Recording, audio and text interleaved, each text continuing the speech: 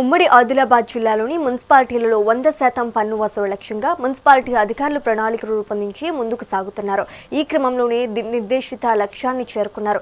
Mancherial corporation పరిధిలో 60 డివిజన్లలో గత ఏడాది కంటే ఈసారి పన్ను వసూలులో ఎక్కువ లక్ష్యాన్ని సాధించడంలో సిబ్బంది సహకారంతో సఫలీకృతం అయ్యామని కార్పొరేషన్ కమిషనర్ అన్వేష్ తెలిపారు. దీనితో కార్పొరేషన్కు కేంద్రం నుంచి 15వ ఆర్థిక సంఘం నిధులు సాధిస్తున్నామని అన్నారు. ప్రజల సహకారంతో మంచిర్యాల కార్పొరేషన్ను రాష్ట్రంలోనే అగ్రగామిగా నిలిపేందుకు కృషి చేస్తామని అంటున్న మున్సిపల్ కమిషనర్తో మా correspondent Naresh Kumar face to face. 100% పన్ను వసూలే లక్ష్యంగా మున్సిపల్ అధికారులు ఇటు సిబ్బంది ప్రణాళికబద్ధంగా ముందుకు సాగుతూ వసూలుకు సంబంధించి ట్యాక్సీలను పూర్తి స్థాయిలో ఇటు కమర్షియల్ కావచ్చు, ఇటు ఇంటి ట్యాక్సీలు కావచ్చు, నీటి కుళాయిలు కావచ్చు, వీటికి సంబంధించినటువంటి పూర్తి స్థాయిలో కూడా వసూలు చేసే దిశగా ప్రణాళికబద్ధంగా ముందుకు సాగి విజయం సాధించారని చెప్పవచ్చు. ఇటు ఉమ్మడి ఆదిలాబాద్ జిల్లా వ్యాప్తంగా చూసుకుంటే ఉన్నటువంటి మున్సిపల్ మంచిర్యాల కార్పొరేషన్తో పాటు 11 మున్సిపాలిటీల్లో కూడా ప్రణాళికబద్ధంగా ముందుకు సాగుతూ ఇటు మొండి బకాయిలను కూడా వసూలు చేస్తూ నిర్దేశిత లక్ష్యాన్ని చేరుకున్నారని చెప్పచ్చు. అయితే ప్రస్తుతం మనం మంచిర్యాల కార్పొరేషన్ పరిధిలో ఉన్నటువంటి 60 డివిజన్ల వ్యాప్తంగా కూడా ఇప్పుడు మంచిర్యాల కార్పొరేషన్ తొలిసారిగా ఏర్పడిన కార్పొరేషన్ నిర్దేశిత లక్ష్యాన్ని చేరుకుంది. మరి దీనికి సంబంధించి నిర్దేశిత లక్ష్యాన్ని చేరుకోవడంలో ఏ విధమైనటువంటి ప్రణాళికతో ముందు సాగారు, మొండి బకాయిలను ఏ విధంగా వసూలు చేసి నిర్దేశిత లక్ష్యాన్ని సాధించారనే విషయాన్ని ప్రస్తుతం మనతో పాటు ఉన్నటువంటి మున్సిపల్ కమిషనర్ అన్వేష్ గారు ఉన్నారు. వారిని అడిగి తెలుసుకుందాం. సార్ చెప్పండి, ఇప్పుడు మంచిర్యాల కార్పొరేషన్ 60 డివిజన్ల వ్యాప్తంగా ఏడాదికి సంబంధించి వార్షికంగా ఇటు ఎంత మనకు ట్యాక్స్ అనేది నిర్దేశించారు, దానికి సంబంధించి ఇప్పటి వరకు ఎంత వసూలైంది, లక్ష్యాన్ని చేరుకునే దిశగా ఏ విధమైన ప్రణాళికతో ముందుకు సాగారు? మన మంచిర్యాల నగరపాలక సంస్థ మొత్తం ప్రాపర్టీ ట్యాక్స్ డిమాండ్ వచ్చి 30 కోట్లు అండి. మనం లాస్ట్ ఫినాన్షియల్ ఇయర్లో 2024-25 ఫినాన్షియల్ ఇయర్లో మనం 17 కోట్లు వసూలు చేయడం జరిగింది. ఈ ఇయర్ మనం 19,60,00,000 వసూలు చేసి మనం 15th FC గైడ్లైన్స్ ఏదైతే 15th FC గైడ్లైన్స్ ప్రకారం మనకి రావాల్సిన నిధుల కోసం మనం రీచ్ అవ్వాల్సిన టార్గెట్ కూడా మనం రీచ్ అయ్యాం. దీనికి మనం మొండి బకాయిలు అన్నీ కూడా మనకి 2,40,60,00,000 మనం ఈసారి ఎక్స్ట్రా వసూలు చేయడం జరిగింది. దీనికి మనం ప్రణాళికాబద్ధంగా ఎటువంటి ఏదైతే పాత లాంగ్ పెండింగ్ డ్యూస్ ఉన్నాయో వాటి మీద స్పెషల్ కేర్ తీసుకోవడం జరిగింది.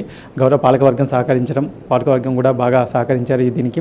అదేవిధంగా అధికారులు కూడా మేము కూడా స్పెషల్ డ్రైవ్ లాగా కండక్ట్ చేసి ఒక టీమ్స్ ఏర్పాటు చేసి మనం ముందుకు సాగడం జరిగింది.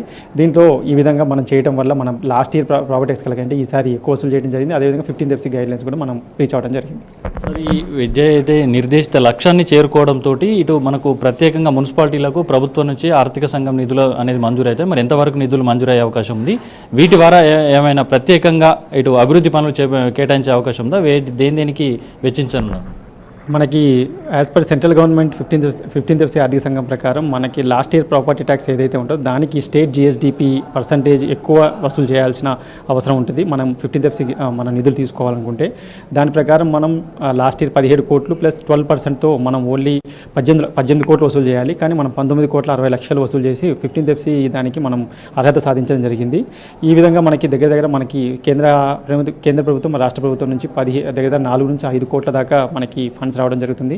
15th FC Tide and untied కింద మనకి గైడ్లైన్స్ ప్రకారం only sanitation, water supply and drinking వాటర్కి మాత్రమే ఖర్చు పెట్టాలి. అదే అన్టైడ్ కింద మనం CC రోడ్లకు వాటర్ కూడా ఖర్చు పెట్టుకోవచ్చు. వన్స్ అవి మా అకౌంట్లో పడిన తర్వాత పాలకవర్గం ముందు పెట్టి కౌన్సిల్ ఎజెండా ద్వారా మనం డెవలప్మెంట్ యాక్టివిటీస్కి ఖర్చు చేయడం జరుగుతుంది.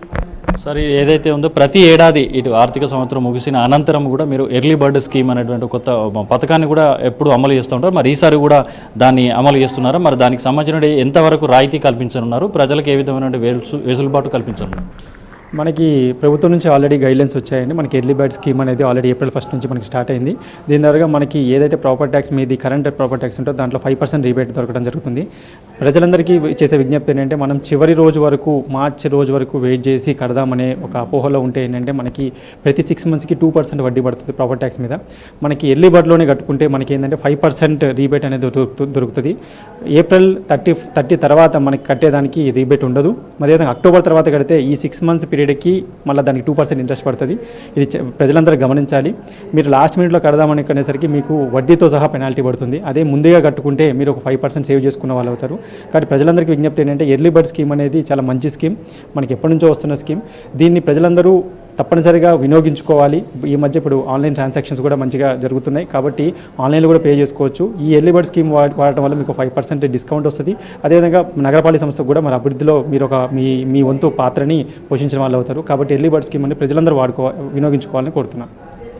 మొత్తంగా చూసుకుంటే ఏదైతే గత ఏడాది నిర్దేశిత లక్ష్యం ఎంతైతే ఉందో ఈ ఏడాది నిర్వహించినటువంటి 30 కోట్ల నిర్దేశిత లక్ష్యంలో ప్రభుత్వం మనకు ఏదైతే నిర్దేశిత లక్ష్యాన్ని చేరుకోవడంలో సఫలీకృతమయ్యామని చెప్పేసి సిబ్బందితో పాటు ఇది ప్రత్యేక డ్రైవ్లు నిర్వహించి మొండి బకాయిలను కూడా వసూలు చేసి ఏదైతే 2 కోట్ల పైగా ఉన్నటువంటి మొండు బకాయిలను కూడా వసూలు చేయడంలో సఫలీకృతమయ్యామని చెప్పేసి చెప్తున్నారు. దాంతోపాటు ఈ ఏదైతే లక్ష్యాన్ని చేరుకోవడంతో కేంద్ర ప్రభుత్వం నుంచి రావాల్సినటువంటి 15వ ఆర్థిక సంఘం నిధులను కూడా మనము ఈ మున్సిపాలిటీకి విడుదల చేయడం జరుగుతుంది. దాంతోపాటు ఇటు మున్సిపాలిటీలో ఉన్నటువంటి పలు పేరుకుపోయినటువంటి డ్రైనేజ్ సమస్యలను ఇతరత్ర అభివృద్ధి పనులకు ఆ నిధులను కేటాయించనున్నారు. దాంతోపాటు ప్రజలు ముందస్తుగా చెల్లించేటటువంటి ఎర్లీ బర్డ్ స్కీమ్ను కూడా చెల్లించడం ద్వారా 5% రాయితీని కూడా ప్రజలకు కల్పించనున్నట్లు మున్సిపల్ కమిషనర్ అన్వేష్ గారు చెప్తున్నటువంటి పరిస్థితి. ఇది ఇక్కడ తాజా పరిస్థితి. వీడియో జర్నలిస్ట్ మల్లేష్తో నరేష్, మెగా 9 టీవీ, మంచిర్యాల.